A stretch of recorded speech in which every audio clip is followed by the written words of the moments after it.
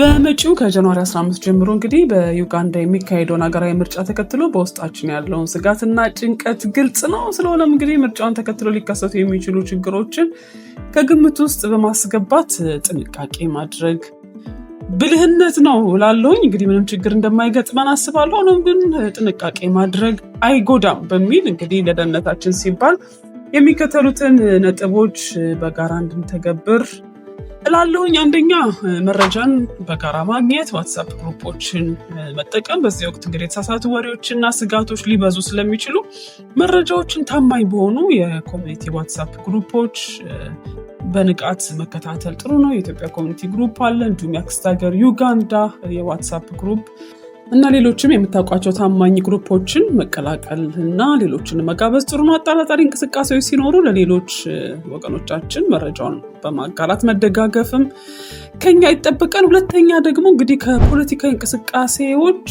መራቅ ነው። እኛ እንግዲህ በእንግድነት በስደት ያለን ሰዎች በመሆናችን በማንኛውም የዩጋንዳ የፖለቲካ እንቅስቃሴ ሰልፍ ወይም የክርክር ቦታዎች ላይ ፈጽሞ መገኘት የለብንም።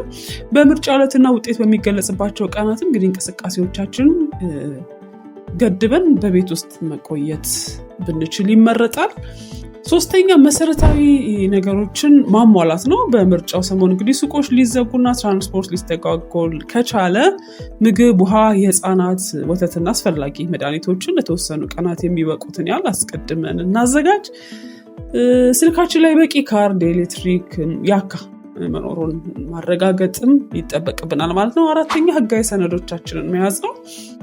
አይዲያችንን ጨምሮ ሌላ አስፈላጊ ሰነዶችን መያዝ እና ደግሞ ምናልባት ከጠፉብንም በስልካችን ላይ ፎቶቸው መኖሩን ማረጋገጥ አለብን ማለት ነው። አስፈላጊ ስልክ ቁጥሮችም እንግዲህ ኢመርጀንሲ ኮንታክቶችን አስቸኳይ ደህንነት ችግር ካጋጠመን ወይም ጥበቃ ካስፈለገ ቁጥሮችን መያዝ ነው። እንግዲህ እነዚህ ቁጥሮችን በዋትስአፕ ግሩፖች ላይ ታገኟቸዋላችሁ። በኢትዮ ዩጋንዳ ኮሚኒቲ እንዲሁም ደግሞ በአክስት ሀገር ዩጋንዳ ዋትስአፕ ግሩፕ ላይ ያሉ እነዚህ ስልኮች፣ እነሱን ለማንኛውም መያዝ ጥሩ ነው።